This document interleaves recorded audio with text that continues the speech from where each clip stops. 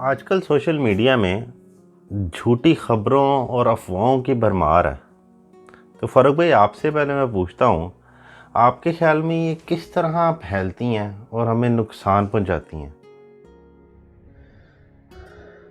دیکھیے، سوال تو آپ کا بڑا اچھا ہے۔ اس کو سمجھنے یا خود کو سمجھانے کے لیے میں آپ کو ایک کہانی سناتا ہوں۔ کسی جگہ پہ، کسی علاقے میں ایک نوجوان کی کسی بوڑھے کے ساتھ تو تکرار ہو جاتی ہے۔ بوڑھا جو ہوتا ہے وہ جسمانی ساخت میں کمزور ہوتا ہے، نوجوان کا مقابلہ ہاتھا پائی سے تو نہیں کر سکتا، جہاں تک اس سے ہو سکتا ہے اس کا منہ زبانی مقابلہ کرتا ہے، مگر پھر ایک حد تک اس کا مقابلہ کرتا ہے۔ اس کے بعد معاملہ رفع دفع ہو جاتا ہے، نوجوان وہاں سے چلا جاتا ہے، مگر بوڑھے کا غصہ ختم نہیں ہوتا۔ وہ کہتا ہے کہ اس نوجوان سے بدلہ لینا ہے،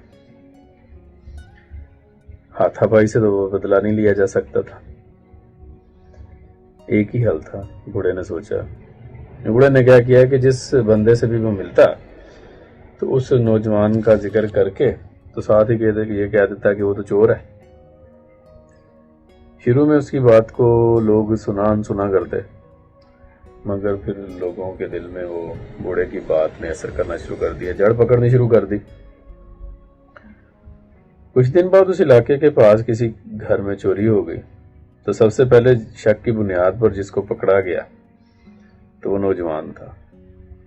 نوجوان نے بڑی دعائیاں دیں، صفائیاں پیش کی کہ وہ بے قصور ہے، مگر کسی نے نہیں اس کی سنی۔ خیر، کچھ عرصے بعد اصل چور کا پتہ چل گیا،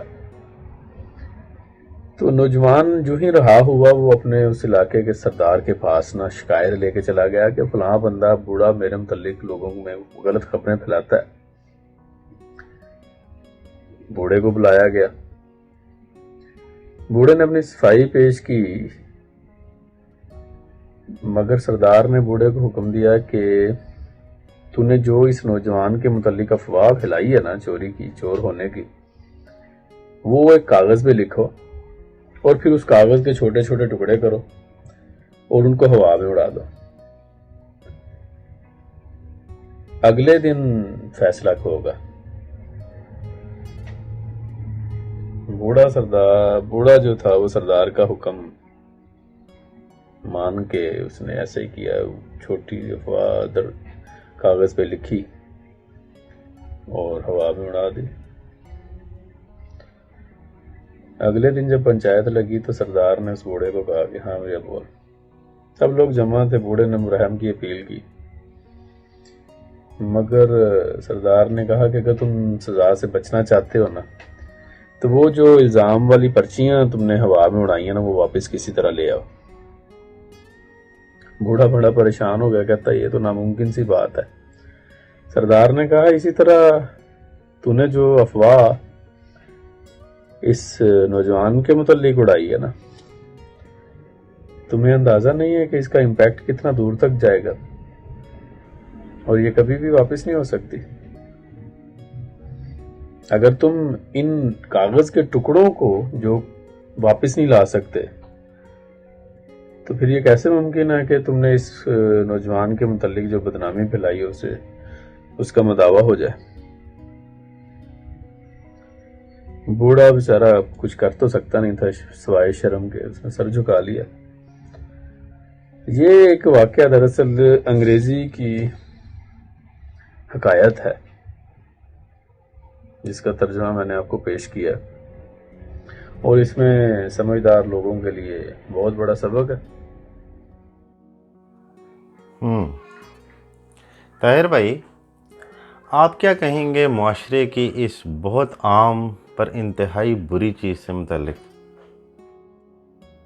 افواہ کا لفظ اصل میں بازاری خبر یعنی بے اصل بات، اڑتی خبر یعنی مشتبہ خبر اور جھوٹی خبر کو مشہور کرنے کے معنوں میں استعمال ہوتا ہے، اور یہ جھوٹ ہی کی ایک قسم ہوتی ہے، اسی لیے اسے ایک شیطانی عمل بھی کہا جاتا ہے۔ یہ کبھی کسی معاشرے کی اجتماعی یا کسی کی انفرادی زندگی برباد کر دیتی ہیں۔ اس لیے بڑے بزرگ کہتے ہیں کہ جب تمہارے پاس کوئی بات آئے तो उसकी तस्दीक ज़रूर कर लिया करो।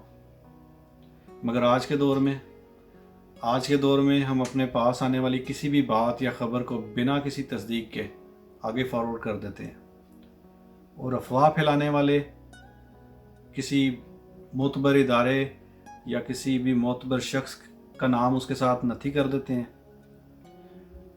और हम अपने लिए यही काफ़ी समझते हैं कि फ़लाँ बंदे का नाम या फ़लाँ मोतबर इदारे का नाम जब इस खबर के साथ लग गया तो ये खबर ठीक ही होगी।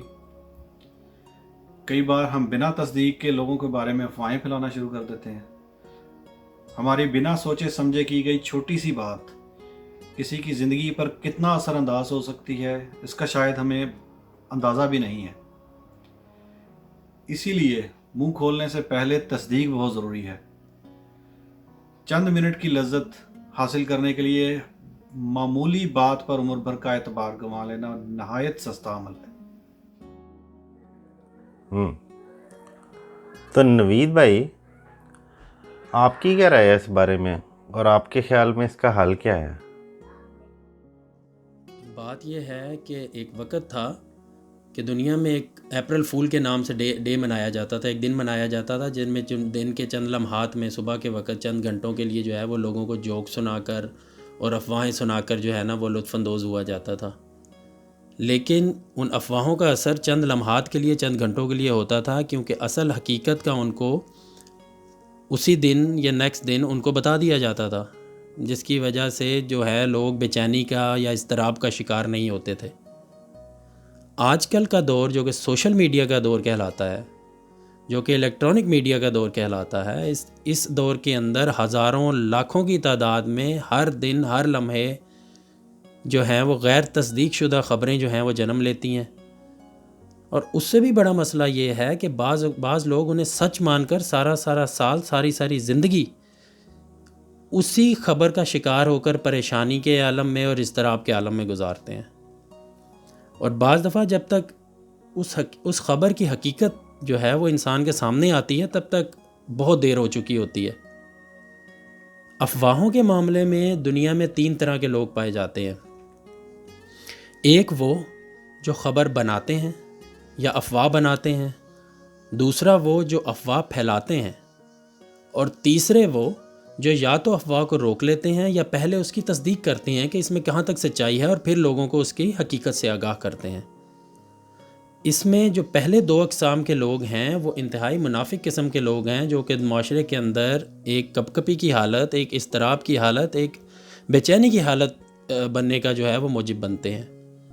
और तीसरी किस्म के लोग वो इस लिहाज से मददगार साबित होते हैं कि वो अपना किरदार इस अफवाह कशी में जो है वो अदा करते हैं और लोगों को हकीकत से आगाह करते हैं। जो दूसरी किस्म के लोग हैं जो कि अफवाह फैलाते हैं, अगर वो लोग कम हो जाएं तो ख़ुद ब खुद जो है अफवाह बनाने वाले उनका वजूद ख़त्म होता चला जाएगा।